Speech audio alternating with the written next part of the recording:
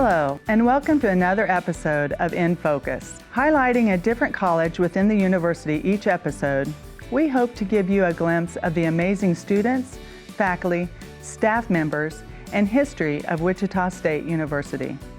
Hi, I'm Shirley Lefevre, Dean of the College of Applied Studies.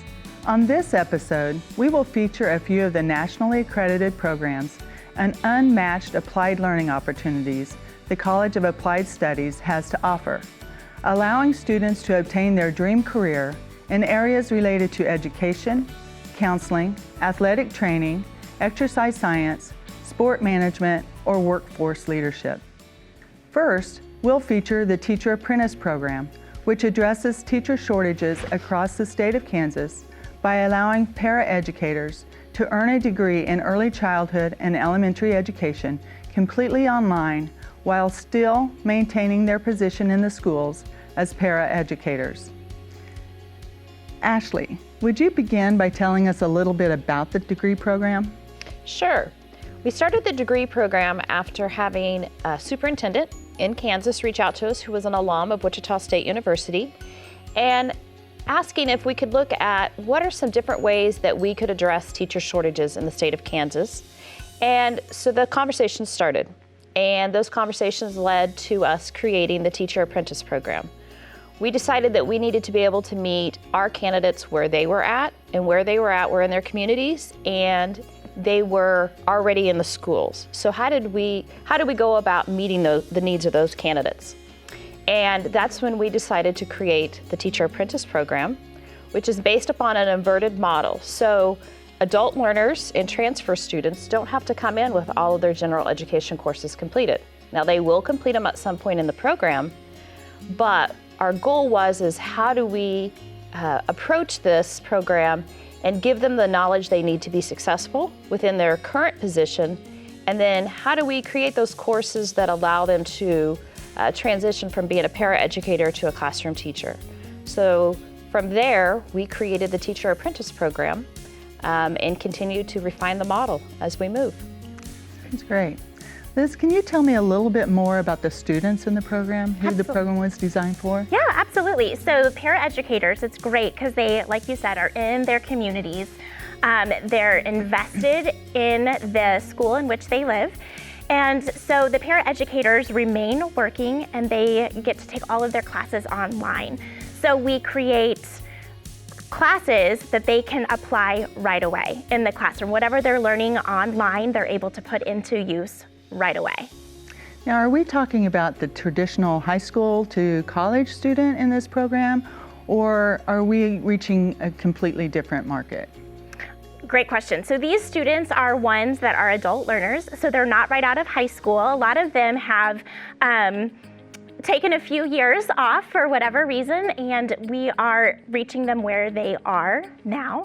So as adult learners, we have to be mindful that they are adult learners. They're not that just graduated from high school, typical college students. So it brings a completely different dynamic and a wonderful challenge for us as educators to reach them where they are. And I would say that the average time that these adult learners have been a paraeducator is 7 years or more. Mm-hmm. We have some who have been invested in their school for 10 plus years as a paraeducator, and some as little as 5 years. So what are some of the unique features of the program that are included specifically to meet the needs of those adult learners? I would say it's the TAP Success Coaches. That would be a unique piece that we put into this. And so, Liz, if you want to share a little bit about that. Yes. So the TAP Success Coach, it's a wonderful role. We get to be their cheerleader in their corner. We help them design their lesson plans for a whole class mindset, but then they get to work with the students in which they are employed to work with. We refine those lesson plan skills. We provide them feedback to help ensure that they have differentiation and accommodations for their students. That we really want them to think about a universal design, just like we do on the on-campus programs. And as a success coach, we get to watch them online. They video themselves doing their lessons, and so then we get to provide that feedback of their lesson. Mm-hmm. So it sounds like a success coach is a little like a mentor. Yes. Yes. Yes. They're mentors but they also are people who understand the practice. They are building administrators, they're district administrators, they're classroom teachers. Each one of them are stellar in their own skills, but they also want to make a difference in teacher education. And so their goal is to, where is this para, and how do I scaffold that learning process so that they start to see themselves differently, they being the candidate who's in the program. We don't want them to see themselves as, I'm just the para. We want them to see the impact that they're making in the classroom, whether they're the para or whether they transition into teacher of record. Yeah. Another great thing about the Success Coaches is we meet with them every month via Zoom. So we have our entire group and we follow them the entire time that they're in the program. So I would have a student from day one and get to see their journey for the next 2 years or 3 years. And we meet monthly, we talk about classroom management expectations. They're able to then build a community with other people in their cohorts, which is really nice because sometimes you think, oh goodness, oh, online, but we have such a community that we build within our Success Coaches. Interesting. So I'm interested in the online piece and how you've been able to make that feel less online and less individual and more of a community, as you said. Is there anything else you want to share about that? Absolutely. Oh, go ahead. No, you're fine. Okay, so one of the things that our instructors do is we'll videotape ourselves doing our lectures, kind of like a flipped classroom. So we're bringing in different technology pieces that our students could then implement in the classroom as well. And we do discussion boards, and not just here's a question and I want you to answer it. We want to really let them know, if you do a discussion board, it's not coming in and shouting into a classroom and then leaving. So how am I advancing the conversation? We're talking about higher order thinking skills that not only are we modeling with our students, but that we want them to then model, whether they have those early childhood educator students or up to 5th and 6th grade. So the videos are very helpful. We check in with them often. Our instructors are available all the time, which is so nice. These students really bounce a lot of ideas and brainstorming off of their instructors and Success Coaches. That sounds great. I would say not only is it the instructors that have helped this process, but I would say the advisors. Our candidates don't feel like they're in an online program because they feel like their advisor's right there, ready to answer their question. We have 2 academic advisors who are focused and looking at, how do we meet the needs of these students? So, and then also that TAP Success Coach, that has played a crucial role in this program in helping build that relationship and connecting the student to Wichita State University. Wonderful. So high touch and online. Yes. So what's ahead? What's the future of the TAP program? I think growing throughout Kansas. Right now we're in so many districts, but I would love to see us grow throughout more districts in Kansas. And I see us going across the borders of Kansas into the Shocker City Partnership schools or cities and working with the districts within those. This program has started to be recognized by superintendents outside of the state of Kansas, and they're now starting to call us and say, how can we be a part of this program, and how do we grow our own teachers? Teacher shortage isn't just something happening in Kansas, it's happening across the nation. And so districts want to know, how do we grow our own teachers? How do we create this same pipeline within our own district? And so those conversations are starting. I see us expanding not only the current teacher apprentice program, but I also see us going across into other content areas. Currently, science and math at the secondary level are 2 areas that districts are needing to create their own teachers. And I see us looking at how do we build that curriculum and how do we start to build that program to not only help districts within Kansas, but then within our border states. So quite a success story, and I feel it's really a story of how Wichita State is responding to a need that's in the community. Yes, I would agree. Yes. In response to workforce needs for more employees with professional skills and a bachelor's degree, the College of Applied Studies developed the Workforce Leadership and Applied Learning Program. This program allows students to earn while they learn, gaining college credit for their work experience. Let's take a look. Well, after spending a lot of time talking with both business and industry and students, the College of Applied Studies really wanted to focus on developing a flexible degree. There are a lot of people that have a lot of different needs, and so what we wanted to do was build an opportunity for people to complete that degree or engage in career exploration. People were really looking for not just the flexibility, but also this idea that you could engage in applied learning. You could earn while you learn, as a lot of people have said. The idea that you could take what you learned in the classroom and apply it on a regular basis outside the classroom in whatever it is, whatever organizational setting it is you wanted to put together. It's all right. Gotta know what your temperature is, huh? I should have told you I was going. When I started here about 4 years ago, found myself surrounded by colleagues with master's and doctorate degrees. Here I am with my associate's degree. And not to belittle myself, but I knew that if I wanted to be as good as my peers, there was work I was going to need to do to get there. For a while, I looked into a lot of different 2+2 programs. Let's face it, I'm a single mom. I work full time. I have many different, outside, responsibilities, and I wasn't trying to go back to school for 4 years. And I think it was one night after scrolling again, like, what am I going to do with myself? Where am I going to go? Where am I going to apply? What do I do? I closed my laptop, pulled up my phone. One of my friends from work here had just posted about Wichita State's new bachelor program for the workforce in applied learning. But I was lucky enough to start as one of the first 4 students in the program. So that was kind of cool, just to be part of something new, part of something bigger, and part of something I think not only directly affects me personally, but both professionally and then for my students too. This is an option for them to continue their education, to improve their career success. And that's in a day, so now what's the next step? So I think one of the things that we kind of pride ourselves on is that there is no sort of one traditional or typical student that comes through the program. It's something that's built to meet the needs of students where they are at that moment. Well, Amanda's in a very unique and interesting situation. She has the education that's necessary for her field in working with and educating veterinary tech specialists. And so what she's doing is, and this is something that I think is really interesting, is not only is she a student now, but then she also is a teacher that works with students. So she really understands what students are needing, and she really understands the types of flexible degree programs or flexibility that needs to be built into higher education. So again, working full-time, all the extra that comes with life, and being able to really manage my time in a good way, that's where this degree fits perfect for me. Of course, I have lots of college work. I'm taking every other college course that you'd expect to take to earn a bachelor's degree, but I am afforded the opportunity to gain credit through my job experience. Being a teacher is something, it's taken me a while to even call myself a teacher because it's such a revered position, and I wasn't sure that I was deserving of that.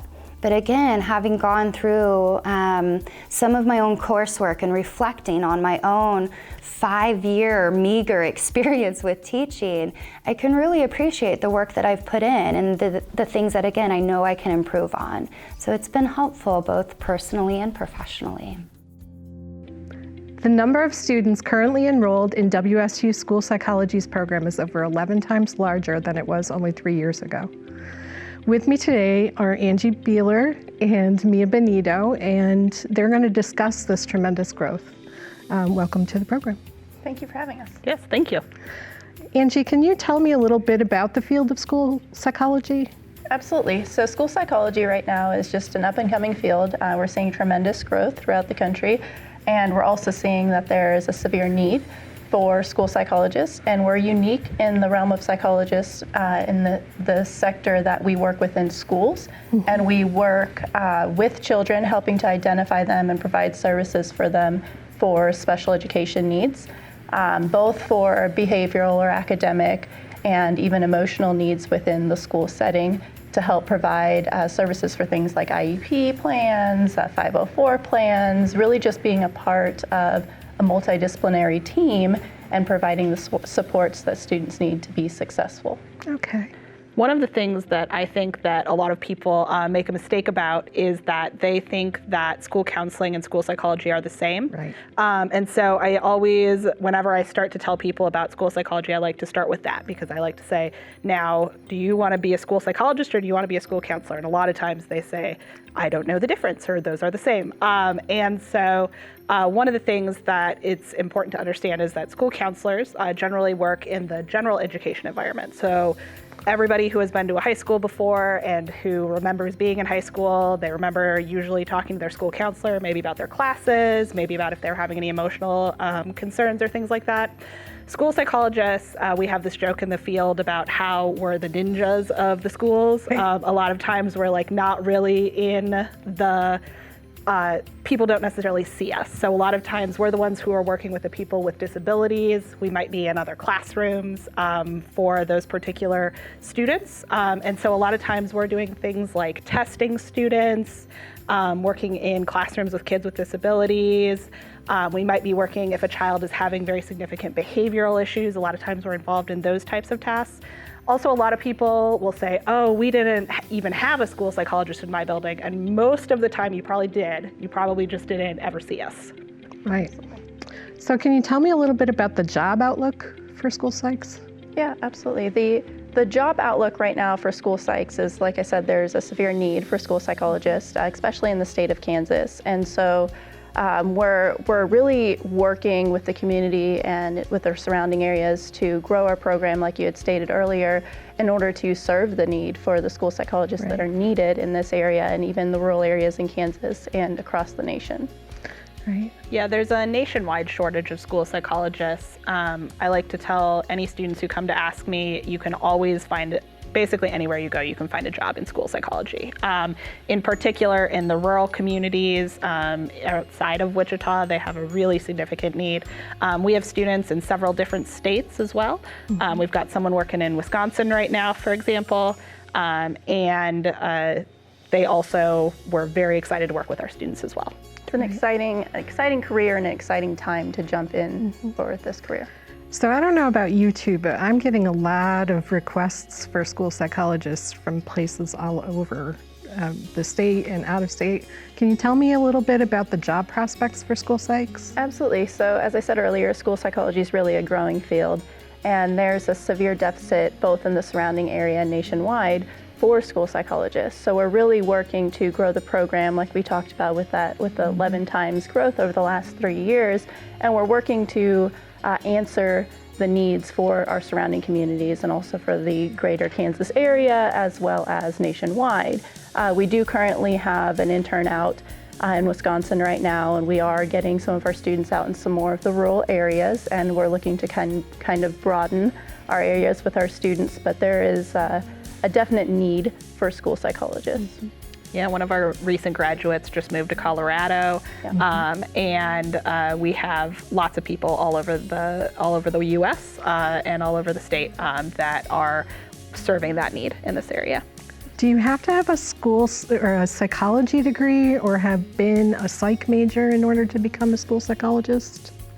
The answer is no, and you can pick up on this too, Mia. The answer is no, you don't have to have a background in psychology or a degree in psychology for an undergraduate degree. Now, we do have a couple of different options in our graduate program. We have one where you can enter with a bachelor's degree, which is a 60 credit hour sequence, and that you can really come in with any background in mental health or education, and hop onto a 60-degree program track where you would get your EDS on the way. Or if you have a master's degree, whether it be in psychology, education, counseling, any mental health or a surrounding field, you could also do a 39-degree credit hour track for an EDS as well. Cool. And an EDS stands for Education Specialist. And Education Specialist is a unique degree for school psychologists. A lot of people don't really know exactly what that is. And essentially what I like to say is it's halfway between a master's and a doctorate. So it's 60 hours, and it includes also, after that, in order to get your license, you have to do a 1-year internship. One of the things that's really cool about the state of Kansas is that our internships actually are fully paid. So the vast majority of our students go in on the first step of a teacher pay scale, and they're able to make, very good money in that very first year working as an intern, which is as a student. Yes, which is not something that is true of every state for how internships work. Absolutely, and we have a lot of teachers that will come back as special education teachers, counselors. We have a lot of professionals in the field that will come back to get their EDS after a master's degree or after they've been in the field for many years. And that's one of the things that's really cool about our program. All of our classes are offered starting at 5 p.m. or later. So the vast majority of our students work full time. And we find that that works really well for a lot of those people who are wanting to transition from one job to another. In particular, teachers, a lot of times we all know teachers are heroes and they're exhausted. And so school psych is a great option for them to still remain in the school, but transition outside of that classroom role. Right. So if somebody were interested in coming into the program, what would you suggest? How would they approach it? I think just reach out to us. We have no problem with students just reaching out to us, shooting us an email or a phone call coming in during our office hours. I mean, we're very open to just having a conversation for students, and we do have quite a few different interesting things going on within our program. I know we have the new ABA certificate that's embedded throughout our program now. And ABA stands for? Applied Behavior Analysis. So we do have a verified course sequence now that is a sequence of 6 courses where students can take en route to their school psychologist EDS degree. And 4 of the courses are embedded throughout. They're able to take the other 2 as electives that are already part of their degree requirements and get another certification throughout the way, which makes them eligible for a board certified behavior analyst certification, given the right supervision and examination. So they have that option as well. We do have a couple of counseling certificates too. We find that our students like to have several options throughout. Especially now, students are looking for a program that can give them multiple options and certifications throughout the sequence. And I think that we've worked really hard to restructure the program so that students can specialize in different areas, whether it be behavior or counseling or even getting more experience with testing or whatever it may be. Yeah. What do you think students would say and alumni about the program? Yeah, I think one of the things that we have really heard from alumni is that they're very excited, first of all, about the growth.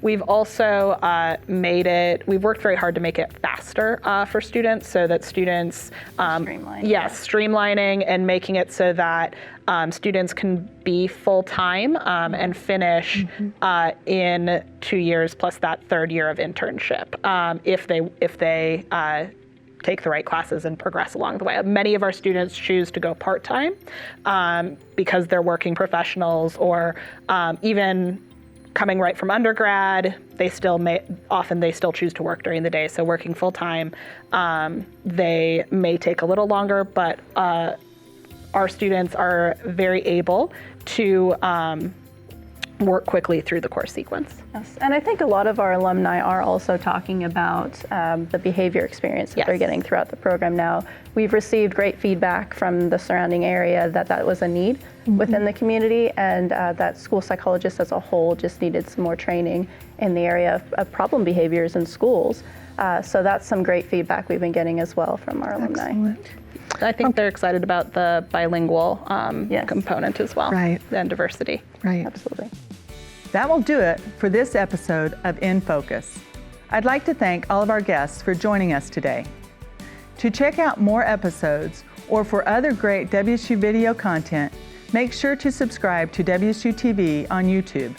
Plus, now you can download the new WSU TV app on Roku and Apple TV. Thanks again. We'll see you next time.